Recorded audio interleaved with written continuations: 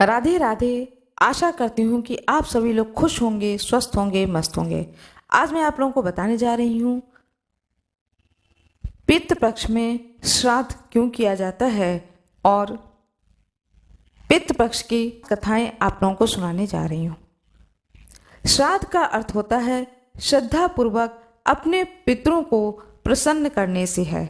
सनातन मान्यता के अनुसार जो परिजन अपना देह त्याग कर चले गए हैं, उनकी आत्मा की तृप्ति के लिए सच्ची श्रद्धा के साथ जो तर्पण किया जाता है उसे श्राद्ध कहते हैं। ऐसी मान्यता है कि मृत्यु के देवता यमराज श्राद्ध पक्ष में जीव को मुक्त कर देते हैं ताकि वे स्वजनों के यहाँ जाकर तर्पण ग्रहण कर सकें। पितृ पक्ष में पितरों को यह आशा रहती है कि हमारे पुत्र पौत्र आदि हमें अन्न जल से संतुष्ट करेंगे। यही आशा लेकर वे पृथ्वी लोक पर आते हैं। लेकिन जो लोग पितर हैं ही कहाँ, यह मानकर उचित तिथि पर जल व शाक से भी श्राद्ध नहीं करते हैं, उनके पितर दुखी व निराश होकर शाप देकर अपने लोक वापस लौट जाते हैं और बाध्य होकर श्राद्ध न करने वाले अपने सगे संबंधियों का रक्त चूसने लगते हैं। फिर इस अभिशप्त परिवार को जीवन भर कष्ट ही कष्ट झेलना पड़ता है और मरने के बाद नरक में जाना पड़ता है। पितृपक्ष के 15 दिन पितरों को समर्पित होता है। शास्त्र के अनुसार श्राद्ध पक्ष भाद्रपद की पूर्णिमा से आरंभ होकर के आश्विन मास की अमावस तक चलता है। भाद्रपद पूर्णिमा को उन्हीं का श्राद्ध किया जाता है जिसका निधन वर्ष के किसी भी पूर्णिमा को हुआ हो। शास्त्रों में कहा गया है कि साल के किसी भी पक्ष में जिस तिथि को परिजन का देहांत हुआ हो, उनका श्राद्ध कर्म उसी तिथि को करना चाहिए। आइए अब मैं आप लोगों को कथा सुनाने जा रही हूँ। आप लोगों को पौराणिक कथा सुनाने जा रही हूँ, पितृपक्ष की कथा।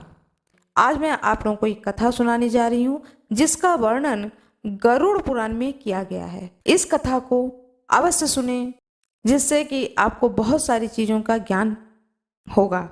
एक बार भगवान श्री कृष्ण से पक्षीराज गरुड़ ने पूछा, हे प्रभु, पृथ्वी पर लोग अपने मृत पितरों का श्राद्ध करते हैं, उनकी रुचि का भोजन ब्राह्मणों आदि को कराते हैं, पर क्या पितृलोक से पृथ्वी पर आकर श्राद्ध में भोजन करते पितरों को किसी ने देखा भी है? भगवान श्री कृष्ण ने कहा, हे गरुड़, तुम्हारी शंका का निवारण करने के लिए मैं देवी सीता के साथ हुई घटना को सुनाता हूँ। सीता जी ने पुष्कर तीर्थ में अपने ससुर आदि 3 पितरों को श्राद्ध में निमंत्रित ब्राह्मणों के शरीर में देखा था। वह कथा सुनो। हे गरुड़, यह तुम्हें ज्ञात ही है कि श्री राम अपने पिता दशरथ की आज्ञा के बाद वन गमन करने गए थे। साथ में माता सीता भी थीं। बाद में श्री राम को यह पता चला कि उनके पिता उनके वियोग में शरीर त्याग चुके हैं। जंगल जंगल घूमते सीता जी के साथ श्री राम ने पुष्कर तीर्थ की यात्रा की। जब वह श्राद्ध का अवसर था, ऐसे में पिता का श्राद्ध पुष्कर में हो, इससे श्रेष्ठ क्या हो सकता है। तीर्थ में पहुंचकर उन्होंने श्राद्ध की तैयारियां आरंभ कर दी। भगवान श्री राम ने स्वयं ही विभिन्न शाक, फल एवं अन्य उचित खाद्य सामग्री एकत्र की। जानकी जी ने भोजन तैयार किया। उन्होंने एक पके हुए फल को सिद्ध करके श्री राम जी के सामने उपस्थित किया। श्री राम जी ने ऋषियों और ब्राह्मणों को सम्मान सहित आमंत्रित किया। श्राद्ध कर्म में दीक्षित श्री राम की आज्ञा से स्वयं दीक्षित होकर सीता जी ने उस धर्म का सम्यक और उचित पालन किया। सारी तैयारियां संपन्न हो गईं। अब श्राद्ध में आने वाले ऋषियों और ब्राह्मणों की प्रतीक्षा थी। उस समय सूर्य भगवान आकाश मंडल के मध्य पहुंच गए और कुतुब मुहूर्त यानी दिन का 8वां मुहूर्त अथवा दोपहर हो गई। श्री राम जी ने जिन ऋषियों को निमंत्रित किया था, वे सभी आ गए थे। श्री राम जी ने सभी ऋषियों और ब्राह्मणों का स्वागत किया और आदर सत्कार किया। तथा भोजन करने के लिए आग्रह किया। ऋषियों और ब्राह्मणों को भोजन हेतु आसन ग्रहण करने के बाद जानकी जी अन्न परोसने के लिए वहां आईं। उन्होंने कुछ भोजन बड़े ही भक्तिभाव से ऋषियों के समक्ष उनके पत्तों के बनी थाली में परोसा। वे ब्राह्मणों के बीच भी गईं, पर अचानक ही जानकी जी भोजन करते ब्राह्मणों और ऋषियों के बीच से निकलीं और तुरंत वहां से दूर चली गईं। सीता माता लताओं के मध्य छिपकर जा बैठीं। यह क्रियाकलाप भगवान श्री राम देख रहे थे। सीता जी के इस कृत्य से श्री राम जी कुछ चकित हो गए। फिर उन्होंने विचार किया, ब्राह्मणों को बिना भोजन कराए साध्वी सीता लज्जा के कारण कहाँ चली गई हैं। सीता जी एकांत में जा बैठी हैं। फिर श्री राम जी ने सोचा, अचानक इस कार्य का क्या कारण हो सकता है। अभी यह जानने का समय नहीं है। जानकी से इस बात को जानने से पहले मैं इन ब्राह्मणों को भोजन करा लूं, फिर उनसे बाद में बात करूंगा। ऐसा विचार कर श्री राम जी ने स्वयं उन ब्राह्मणों को भोजन कराया। भोजन के बाद ऋषियों को विदा करते समय श्री राम जी के मस्तिष्क में यह बात रह रह करके कौंध रही थी कि माता सीता ने ऐसा अप्रत्याशित व्यवहार क्यों किया। उन ब्राह्मणों के चले जाने पर श्री राम जी ने अपनी प्रियतमा सीता जी से पूछा, ब्राह्मणों को देखकर तुम लताओं की ओट में क्यों छिप गई थी? यह उचित नहीं जान पड़ा। इससे ऋषियों के भोजन में व्यवधान हो सकता था, वे कुपित भी हो सकते थे। श्री राम जी बोले, हे सीते, तुम्हें तो ज्ञात है कि ऋषियों और ब्राह्मणों को पितरों के प्रतीक माना जाता है। ऐसे में तुमने ऐसा क्यों किया?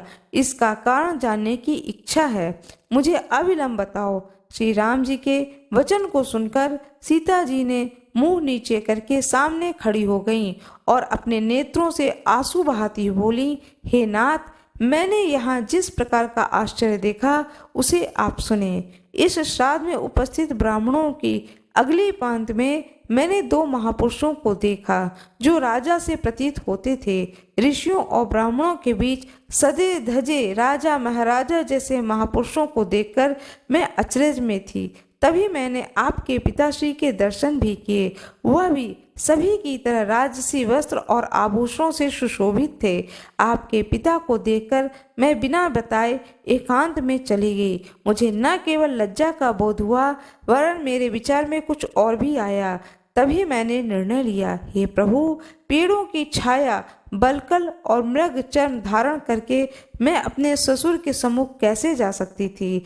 मैं आपसे यह सत्य ही कह रही हूँ, मैंने अपने हाथ से राजा को वह भोजन कैसे दे सकती थी जिसके दासों के भी दास वैसा भोजन नहीं करते। मिट्टी और पत्तों आदि से बने पात्रों में उस अन्न को रखकर मैं उन्हें कैसे देती। मैं तो वही हूँ जो पहले सभी प्रकार के आभूषणों से सुशोभित रहती थी और आपके पिताश्री मुझे वैसी स्थिति में देख चुके हैं। आज मैं इस अवस्था में उनके सामने कैसे जाती, इससे उनके मन का भी क्षोभ होता। मैं उनको क्षोभ में कैसे देख सकती थी? क्या यह कहीं से उचित होता? इन सब कारणों से हुई लज्जा के कारण मैं वापस हो गई और किसी की दृष्टि न पड़े इसलिए सघन लता में छुप गई। गरुड़ जी बोले, हे भगवान, आपकी इस कथा से मेरी शंका का उचित निवारण हो गया कि श्राद्ध में पितृगण साक्षात प्रकट होते हैं और वे श्राद्ध का भोजन करने वाले ब्राह्मणों में उपस्थित रहते हैं। भगवान विष्णु की जय हो, माता लक्ष्मी की जय हो, भगवान श्री कृष्ण की जय हो। कमेंट बॉक्स में जय श्री राम लिख दें, चैनल को सब्सक्राइब कर दें, बेल आइकन जरूर दबा दें। जब आप लोग ऐसा करते हैं, कमेंट्स भेजते हैं या बेल आइकन दबा देते हैं या लाइक कर देते हैं, तो उत्साह सा बढ़ता है कि कोई आप लोग मुझे सुन रहे हैं और यही एक तरीका होता है आप लोगों से जुड़ने का। कृपया लाइक जरूर कर दीजिएगा। आज मैं आप लोगों को एक पौराणिक कथा सुनाने जा रही हूँ। श्राद्ध में भगवान श्री राम अपनी पत्नी सीता जी के साथ में पिता दशरथ जी का श्राद्ध करने गया धाम पहुँचे थे, वह पौराणिक कथा सुनाने जा रही हूँ। भगवान श्री राम अपनी पत्नी सीता जी के साथ में पिता दशरथ का श्राद्ध करने गया धाम पहुँचे। श्राद्ध कर्म करने के लिए आवश्यक सामग्री लाने के लिए भगवान राम अपने भाई लक्ष्मण के साथ चले गए। तब तक राजा दशरथ की आत्मा ने पिंड की मांग कर दी। फाल्गुन नदी तट पर अकेले बैठी सीता जी अत्यंत असमंजस में पड़ गईं। माता सीता जी ने फाल्गुन नदी, गाय, वटवृक्ष और केतकी के फूल को साक्षी मानकर पिंडदान कर दिया। जब भगवान श्री राम आए तो उन्हें पूरी कहानी सुनाई, परंतु भगवान राम को विश्वास नहीं हुआ। जिन्हें साक्षी मानकर पिंडदान किया था उन सबको सामने लाया गया।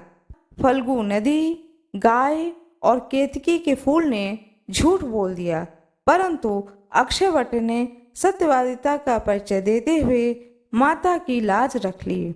इससे क्रोधित होकर माता सीता ने फल्गु नदी को श्राप दे दिया कि तुम सदा सूखी रहोगी, जबकि गाय को मैला खाने का, जूठा खाने का श्राप दे दिया।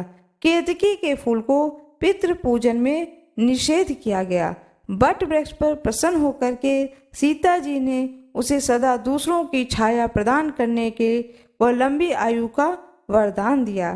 फिर उन्होंने अपने ससुर दशरथ जी को मणि मन प्रणाम करके उन्हें निमंत्रण दिया कि कृपया आप आएं और बताएं अपने पुत्र राम जी को कि मैंने आपको पिंड दान किया है।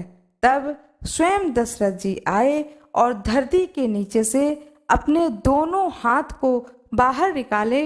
वह आज भी पत्थर के रूप में 2 हाथ जमीन से निकले हुए हैं। उस स्थान को विष्णुपद कहा जाता है। स्वयं साक्षी बने दशरथ जी कि हाँ, माता सीता ने उन्हें पिंडदान किया है।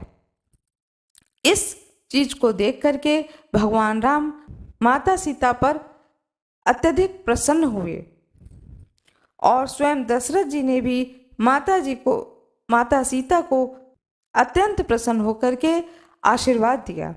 वट वृक्ष अभी भी तीर्थयात्रियों को छाया प्रदान करता है। आज भी फल्गु तट पर स्थित सीता कुंड में बालू का पिंडदान करने की क्रिया परंपरा संपन्न होती है। जय माता दी। राधे राधे। जय श्री गया जी की, हरि विष्णु जी की जय हो। अब मैं आप लोगों को सुनाने जा रही हूँ पितृपक्ष की पौराणिक कथा। कहा जाता है कि जब महाभारत के युद्ध में दानवीर कर्ण का निधन हो गया और उनकी आत्मा स्वर्ग पहुंच गई, तो उन्हें नियमित भोजन की बजाय खाने के लिए सोना और गहने दिए गए। इस बात से निराश होकर कर्ण की आत्मा ने इंद्रदेव से इसका कारण पूछा। तब इंद्र ने कर्ण को बताया कि आपने अपने पूरे जीवन में सोने के आभूषणों को दूसरों को दान किया, लेकिन कभी भी अपने पूर्वजों को कुछ भी नहीं किया। आपने कोई भी श्राद्ध कर्म नहीं किए। तब कर्ण ने उत्तर दिया कि वह अपने पूर्वजों के बारे में नहीं जानता है। इस बात को सुनने के बाद भगवान इंद्र ने उन्हें 15 दिनों की अवधि के लिए पृथ्वी पर वापस जाने की अनुमति दी, ताकि वह अपने पूर्वजों को भोजन दान कर सकें। इसी 15 दिन की अवधि को पितृपक्ष के रूप में जाना जाता है। पितृपक्ष का आरंभ होता है आश्विन कृष्ण पक्ष से। पितृपक्ष का आरंभ हो जाता है और यह पितृपक्ष 15 दिन के लिए होता है। साल में एक बार आता है। आश्विन कृष्ण पक्ष के पितृपक्ष के नाम से जाना जाता है।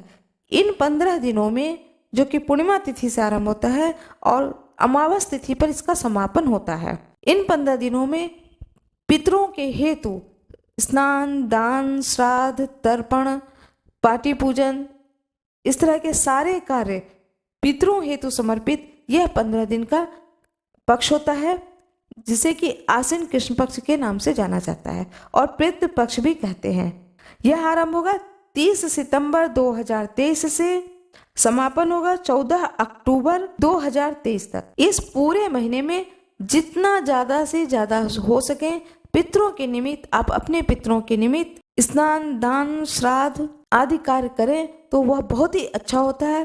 कहते हैं कि पितृपक्ष के समय में जिस भी योनि में पितर होते हैं उनको छोड़ा जाता है कि जाओ अपने संतानों को, जो आपके संतान है, अपने संतानों को देखो, उनको देखो, घर में जाओ, अपने घर को देखो, तो पृथ्वी लोक पर आते हैं और अपने अपने घर में अपने अपने परिवार के लोगों को देखते हैं कि मैं कभी इस घर में था, आज मेरे परिवार के ये बच्चे हैं, ये मेरे परिवार में संतानें हैं, और आशीर्वाद देने आते हैं। एक तरह से कहा जाए तो आशीर्वाद देने के लिए इस पृथ्वी लोक पर आते हैं, अपने अपने घरों को जाते हैं और देखते हैं। जिनकी संतानें दुखी होती हैं, परेशान होती हैं, उन्हें परेशान देखकर कहते हैं पितर भी दुखी होते हैं, उन्हें भी दुख होता है, उन्हें बहुत कष्ट होता है। उन्हें लगता है कि मेरे बच्चे, मेरे पुत्र पौत्र आदि दुखी हैं और कष्ट में हैं, इसलिए उन्हें कष्ट न हो, उनको भी शांति मिले, वो जिस योनि में है उन्हें भी शांति की प्राप्ति हो। इस हेतु जो भी उनके परिवार के लोग होते हैं वह उन्हें श्राद्ध, पितृ में स्नान, दान, श्राद्ध, ये सब कर्म किया जाता है और करना चाहिए। अब मैं दूसरी कहानी सुनाने जा रही हूँ। पितृपक्ष की पौराणिक कथा। पौराणिक कथा के अनुसार जोगे तथा भोगे दो भाई थे। दोनों अलग अलग रहते थे। जोगे धनी था और भोगे निर्धन था। दोनों में परस्पर बड़ा प्रेम था। जोगे की पत्नी को धन का अभिमान था, किंतु भोगे की पत्नी बड़ी सरल हृदय थी। पितृपक्ष आने पर जोगी की पत्नी ने उससे पितरों का श्राद्ध करने के लिए कहा, तो जोगी इसे व्यर्थ का कार्य समझकर टालने की चेष्टा करने लगा, किंतु उसकी पत्नी समझती थी कि ऐसा नहीं करेंगे तो लोग बातें बनाएंगे।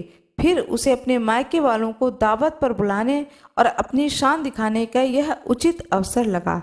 अतः वह बोली कि आप शायद मेरी परेशानी की वजह से ऐसा कह रहे हैं, किंतु इसमें मुझे कोई परेशानी नहीं होगी।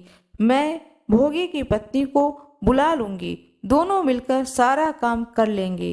फिर उसने जोगे को अपने पीहर न्योता देने के लिए भेज दिया।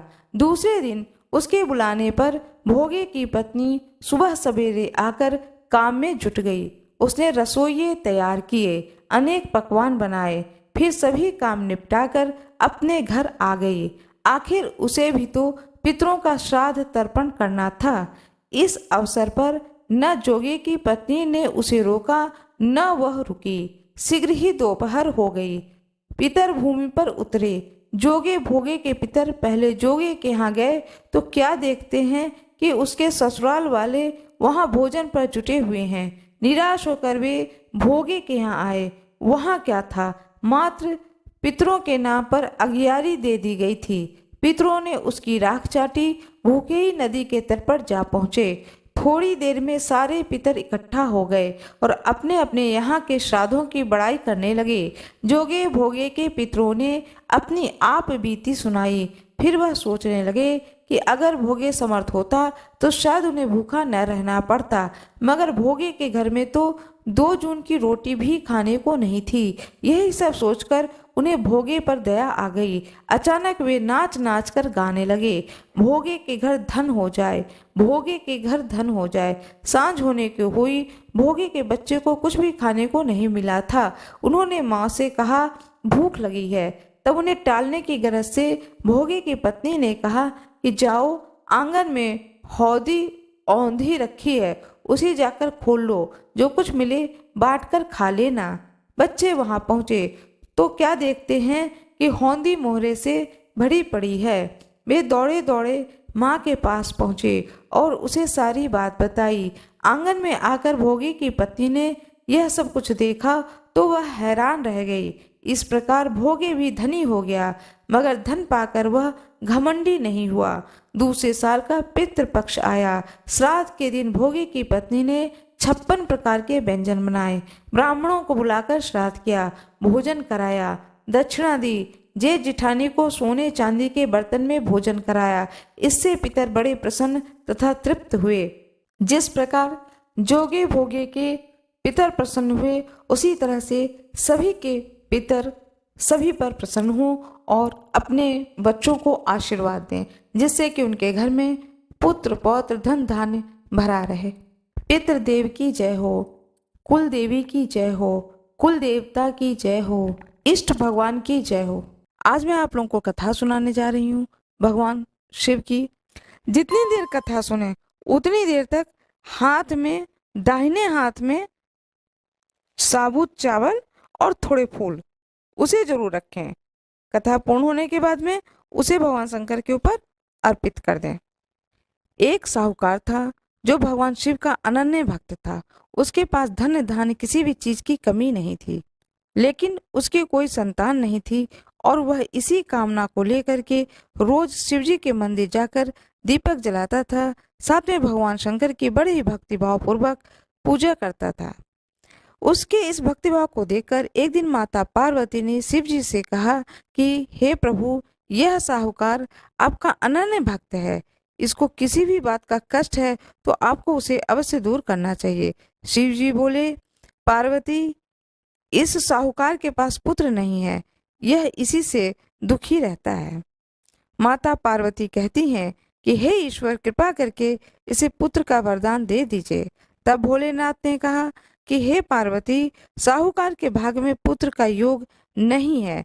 ऐसे में अगर इसे पुत्र प्राप्ति का वरदान मिल जाए भी गया तो वह केवल 12 वर्ष की आयु तक ही जीवित रहेगा। यह सुनने के बाद भी माता पार्वती ने कहा कि हे प्रभु, आपको इस साहूकार को पुत्र का वर देना ही होगा, अन्यथा भक्त क्यों आपकी सेवा पूजा करेंगे। बड़े ही भक्तिभाव से यह साहूकार आपकी पूजा करता है, इस उम्मीद से पूजा करता है कि इसकी मनोकामना की पूर्ति होगी। माँ पार्वती भोले बाबा से कहती हैं कि कृपया इसके भक्ति को देखते हुए इसकी मनोकामना की पूर्ति करें। माता के बार बार कहने से भोलेनाथ ने साहूकार को पुत्र का वरदान दिया, लेकिन साथ में यह भी कहा कि वह केवल 12 वर्ष तक ही जीवित रहेगा। साहूकार यह सारी बातें सुन रहा था, इसलिए उसे न तो खुशी हुई और न ही दुख। वह पहले की तरह भोलेनाथ की पूजा अर्चना करता रहा।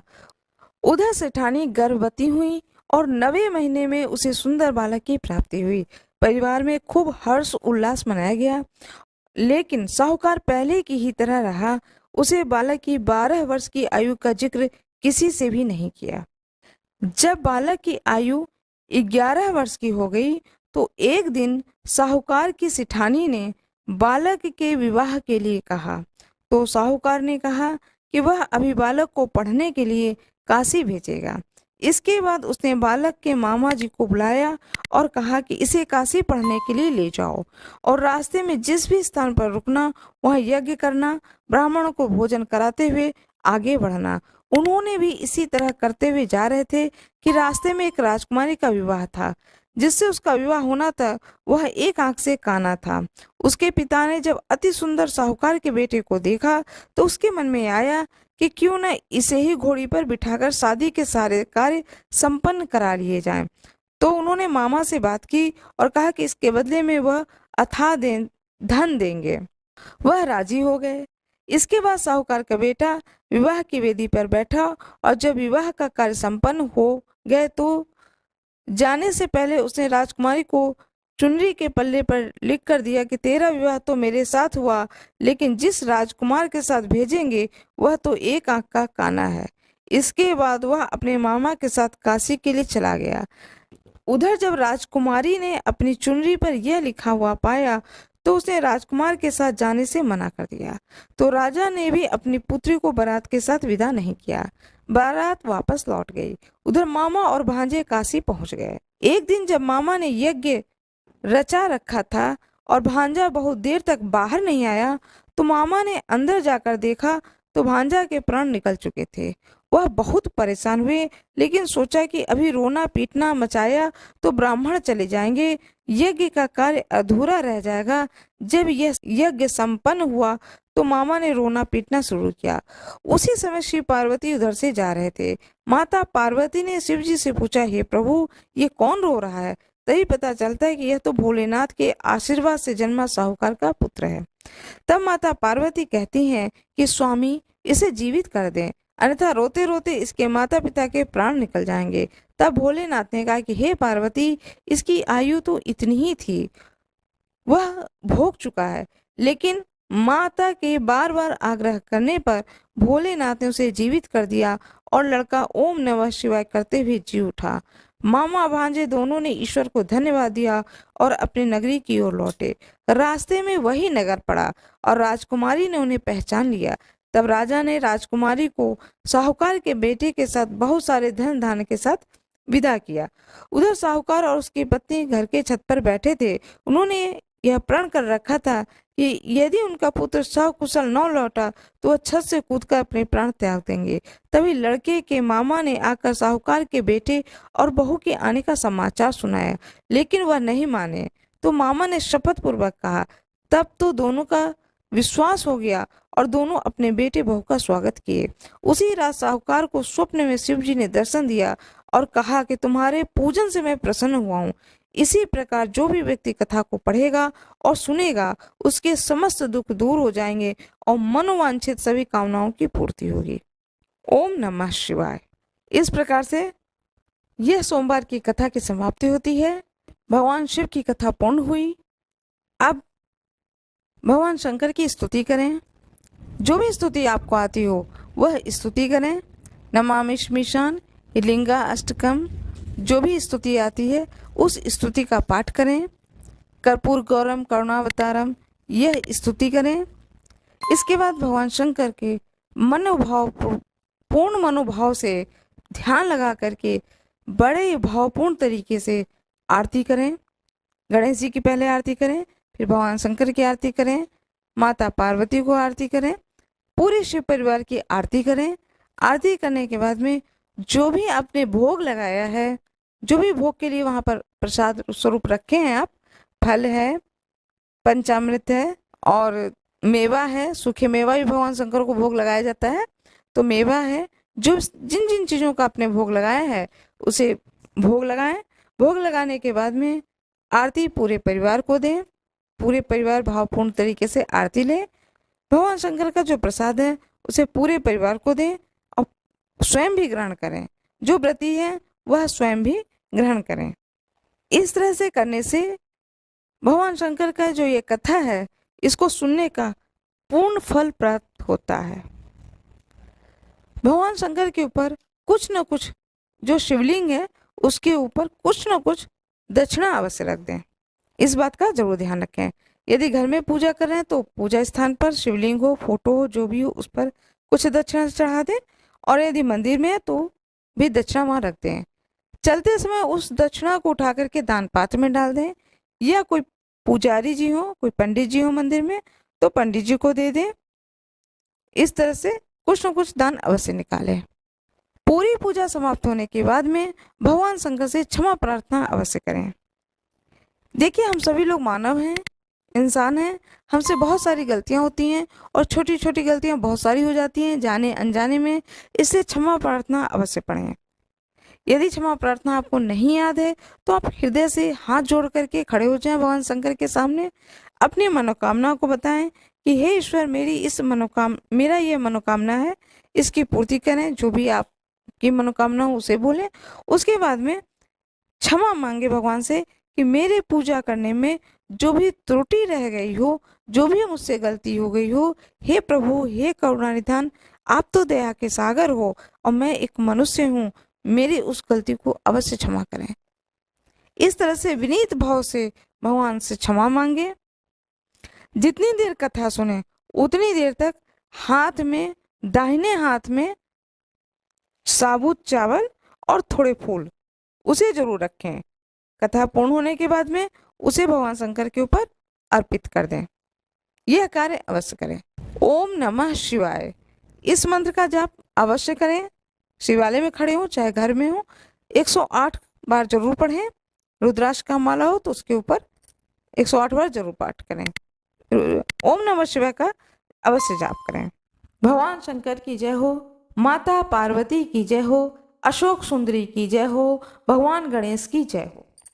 मेरा यह वीडियो कैसा लगा कृपया कमेंट बॉक्स में अवश्य बताएं। कमेंट बॉक्स में जय श्री राम लिख दें। चैनल को सब्सक्राइब कर दें।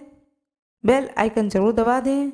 जब आप लोग ऐसा करते हैं, कमेंट्स भेजते हैं या बेल आइकन दबा देते हैं या लाइक कर देते हैं, तो उत्साह सा बढ़ता है कि आप लोग मुझे सुन रहे हैं, और यही एक तरीका होता है आप लोगों से जुड़ने का। कृपया लाइक जरूर कर दीजिएगा। धन्यवाद।